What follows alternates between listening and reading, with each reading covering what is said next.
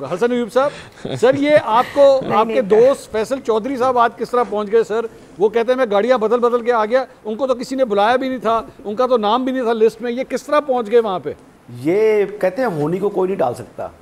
अब सलमान अकरम राजा साहब ने उनको आउट किया कि किसी तरीके से अडयाला में जाकर वो मुलाकात ना कर सके बानी चेयरमैन तहरीक इंसाफ के साथ, लेकिन फिर आज अल्लाह ने ये किया कि फैसल फरीद साहब तो चले गए मुलाकात के लिए और सलमान अकरम राजा साहब जो हैं वो नाके पर ही उनको रोक दिया गया। हाँ। तो किसी के लिए जब आप गड़ा खोदेंगे तो ख़ुद भी उसमें गिर सकते हैं। आपने कुछ और प्लानिंग की होती है, अल्लाह को कुछ और मंजूर होता है। तो फैसल चौधरी को बड़ा उन्होंने तज़ीक की, फैसल चौधरी को बड़ा उन्होंने जो है डिसरिस्पेक्टफुल तरीके से अनाउंसमेंट की कि जनाब फैसल चौधरी साहब का इमरान खान साहब के मुकदमात से कोई ताल्लुक़ नहीं है, लिहाजा वो अडयाला जेल नहीं आएंगे। लेकिन फिर वो गए ना, जाकर मुलाकात की। तो आज क्या महसूस कर रहे होंगे सलमान अकरम राजा साहब, सेक्रेटरी जनरल पाकिस्तान तहरीक इंसाफ? जाकर अंदर जो मेरी इतलात हैं, मेरे सोर्सेज बता रहे हैं कि उन्होंने इमरान खान साहब को इस बात का जिक्र किया है सलमान अकरम राजा साहब के रवैये से मुतल्लिक, और जो उन्होंने कार्रवाइयाँ का आगाज़ किया हुआ है मुख्तलिफ लोगों के ख़िलाफ़।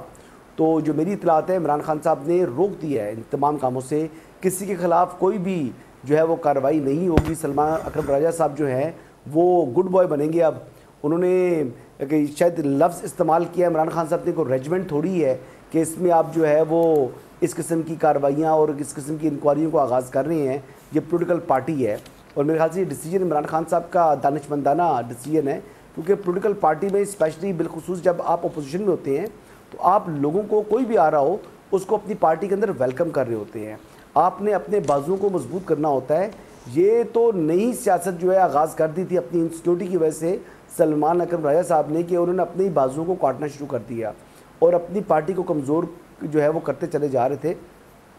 पहले भी हालात को उतने अच्छे नहीं हैं।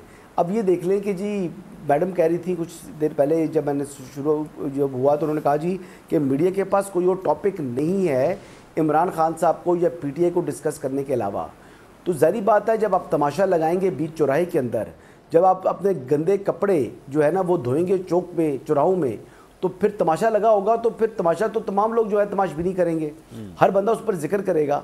अब जब मीडिया के ऊपर आकर इनसिक्योरिटी जो है अपनी जाहिर करेंगे सलमान अकरम राजा साहब, और फिर वो बैरिस्टर गौर साहब को भी उस पर रिस्पॉन्ड करना पड़ेगा, तो जब पार्टी का सेक्रेटरी जनरल और पार्टी का जो चेयरमैन आपस में एक दूसरे के उनके मुतजाद बयानात होंगे और वो पब्लिकली दे रहे होंगे पब्लिक डोमेन में, तो फिर पब्लिक डोमेन में बातें डिस्कस होंगी ना जी। अब जुनैद अकबर साहब अगर खैबर पख्तूनख्वा के अंदर अपना प्रोटेस्ट करते हैं, शाहराही को ब्लॉक करते हैं, तो अली मीन गंडापुर साहब क्या करेंगे? वो अलाउ कर देंगे जी तमाम रास्ते बंद कर दें, हुकूमत जो है सूबाई हुकूमत मफलूज हो जाए।